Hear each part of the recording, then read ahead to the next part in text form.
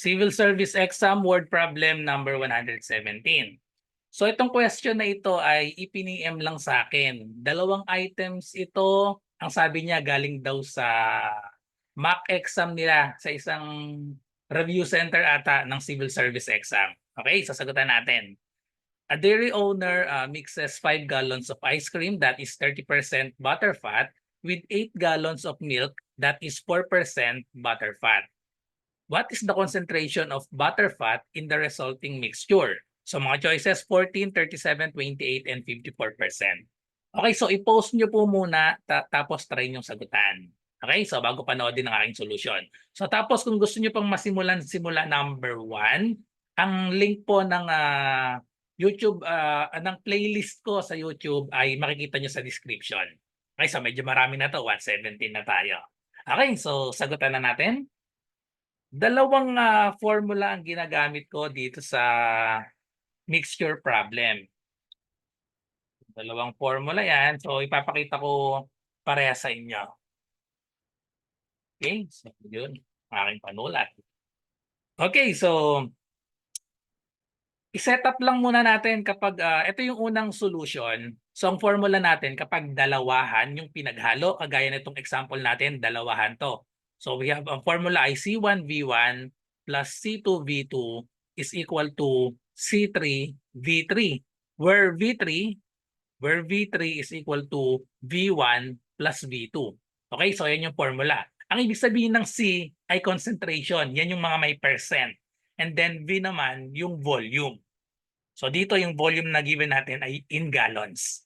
Okay, so i-set up natin ang ating, gawa tayo ng table. Yung una ay percent, yung pangalawa naman, G na lang ang ilalagay ko for gallons. Okay, so sabi, dairy owner mixes 5 gallons of ice cream that is 30% butterfat. Okay, so sa butterfat tayo babase. Okay, so 30% butterfat, so yung percent lalagay natin ay 30. So yun yun, 30% butterfat and then 5 gallons yung kanyang volume. So lagay natin dito 5 gallons. Okay? So ihahalo daw sa 8 gallons of milk that is 4% butterfat.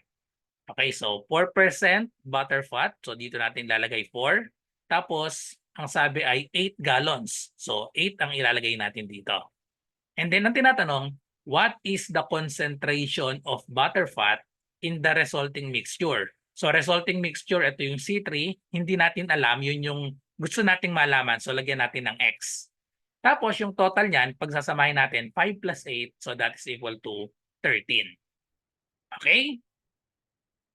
So kailangan, ito yung tatandaan nyo sa mixture problem. Di ba pinaghalo natin yung 30% tsaka yung 4%. Automatic, ang magiging sagot dyan dahil nga pinaghalo, nasa pagitan nila. Itong value ng X, nasa pagitan ng 30% at 4%. So ibig sabihin, tanggal na sa choices natin, eliminate na si letter B, tsaka si letter D kasi lampas siya ng 30%. Dapat nasa pagitan ng 4 and 30. So, pwedeng 14% or 28% yung maging sagot natin kasi nasa pagitan parehas. Okay, so ngayon buuin na natin ang ating equation. C1V1, ibig sabihin niyan, i-multiply natin ito. So we have 30 times 5 plus C2V2. So ito yan, 4 times 8. So 4 times 8 equals C3V3. So multiply natin to x times 13 or unahin na natin yung 13. So we have 13x. So just solve for x. So simplify lang natin 30 times 5. So 3 times 5 is 15. Open lang natin yung 0, so 150. Plus 4 times 8, so that is equal to 32 equals 13x. So add lang natin ito. 150 plus 32, that is equal to 182 equals 13x. And then our last step, divide both sides by 13. Okay, so divide both sides by 13. So the value of x is, obviously, 14% na ito kasi 18 divided by 13. No? So ipakita na lang natin.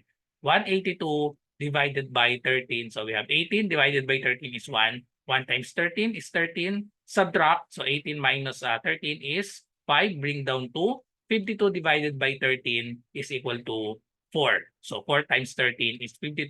Wala nang remainder. Eksakto yung ating sagot 14% ito. Okay? So 14% letter A ang tamang sagot.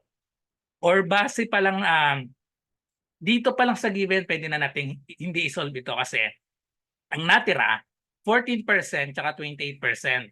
So kailangan ang sagot dito ay medyo bandang gitna. Bakit ko nasabing bandang gitna? Kasi tingnan niyo yung quantity na pinaghalo natin. 5 gallons tapos 8 gallons. Hindi nagkakalayo. So hindi nagkakalayo, ibig sabihin bandang gitna ang kakalabasan niyan. Mas madami yung 4% kaysa dito sa 30% pero hindi nagkakalayo. Okay? So ganun ang pag-estimate ng sagot diyan. So pinakita ko lang na 14% yung magiging sagot pero kapag tiningnan ko yung mga choices dito, hindi ko na ito isosolve automatic, 14% na yung pipiliin ko. So ano yung reason doon? Kasi nga 5 at 8 hindi nagkakalayo yan. So ibig sabihin, bandang gitna dapat yung magiging sagot. So which is 14%. Napakalabo nitong 28%. Magiging 28% lang yan kapag mas marami itong 30. Para lumapit yung sagot dito sa 30 na 28%, kailangan marami itong 30. Kaso 5 lang siya, mas marami yung 4. Okay, so ganun yung pag-estimate. So tapos ipapakita ko yung pangalawang formula na ginagamit ko at tawag dito ay alligation method.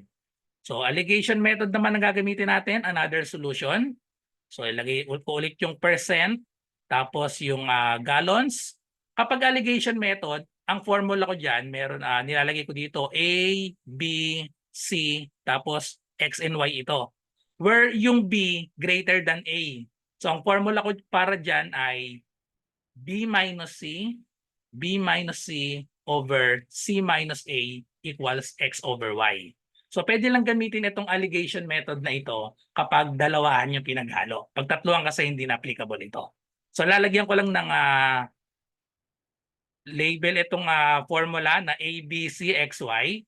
So yung A and B, yan yung percent na makikita nyo. So we have 4% tsaka 30% yung pinaghalo.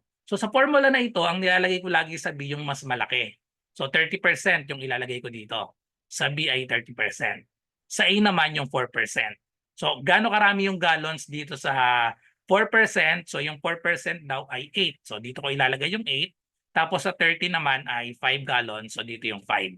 Ito yung sinosolve natin yung C. So lagyan natin ng X.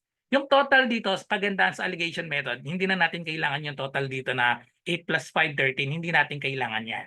So i-substitute na lang natin dito sa formula yung mga given natin. So B minus C, so that is equal to 30 minus X.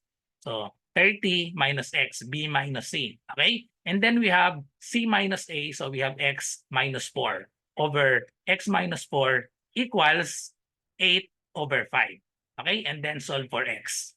Okay, so cross multiply lang tayo. So we have 5 times 30 minus X equals 8 times X minus 4. And then solve for X. So palitan ko nga ng kulay. So we have solve for X, distribute lang natin ito. 5 times 30, so that is 150 minus 5X equals 8 times X is 8X. 8 times negative 4, that is equal to negative 32. So solve for X, pagsamahin natin si negative 5X, dalhin natin si negative 5X sa kabilang side by adding 5X to both sides. Okay? Add 5X to both sides, cancel na ito. Si negative 32 naman, dalhin natin sa kabilang side. So add 32 to both sides. So add 32 to both sides, cancel na ito. So ang matitira na lang dito ko isulat, 150 plus 32, so that is equal to 182. Equals 8x plus 5x, so we have 13x. And then, same answer na siya, divide both sides by 13. So napakita na natin yung division nito kanina. Therefore, the value of x is 14. In percent ito, so 14% itong value ng C natin or netong X, 14%. Okay? So ito yung alligation method. Sa example pala na ito, mas madaling gamitin yung nauna natin, yung C1V1 plus C2V2 kaysa dito kasi nagkadalawa yung X dito. Pero kung kapag magandang gamitin itong alligation method kapag yung X ay nandito sa apat na ito. So sa pagkakataon kasi na ito, example natin, yung X ay nandito sa letter C, kaya na doble yung X. Okay? So that's all. So thank you for watching. I hope may natutunan kayo sa video na ito. Kung may math question po kayo, i-comment nyo lang or i-PM nyo ako sa aking Messenger RG Enseñado. Kagaya nung nagpadala nung question na ito. Okay? So good luck sa lahat na nagre-review. Bye-bye and God bless.